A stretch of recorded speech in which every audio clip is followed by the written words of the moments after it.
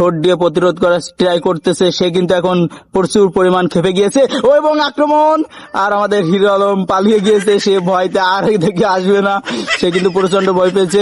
বাঘ যতই শান্ত থাকুক না কেন, শত্রু যখন আসে সে কিন্তু এক সময় খেপে যায়। তো আমাদের এই মো মাই গুডনেস বলতেছে, তুই সালা আমার দুবার গলা ধরেছিস, আমি কি তোর একবার কামড় দিতে পারবো না? মারের বদলে মার, রক্তের বদলে রক্ত। উস্তাদের মায়ের শেষ রাতে সে কিন্তু সেটা দেখিয়ে দিচ্ছে। সে বলছে তুই যতই মারিস মার, কিন্তু সমস্যা নেই, আমি তোকে একটাই মারবো, তাতেই তোর অবস্থা খারাপ হয়ে যাবে। মিঠুন চক্রবর্তীর একটা ডায়লগ আছে, মারবো এখানে লাশ পড়বে শ্মশানে। সে কিন্তু হিরো আলমকে বলছে যে মারবো এখানে, তোর লাশ পড়বে একদম কবরস্থানে, টেনশনের কোনো কারণ নেই। ও আমাদের পশুর রাজা কিন্তু খেপে গিয়েছে আর একটা আক্রমণও করে বসেছে। তার হাতের অবস্থা খুবই খারাপ। আমাদের এখানে এখনই চালু হতে যাবে ডব্লিউ সেই ফাটাফাটি খেলা, আর এটা হচ্ছে আমাদের প্রথম কন্টেস্টেন্ট।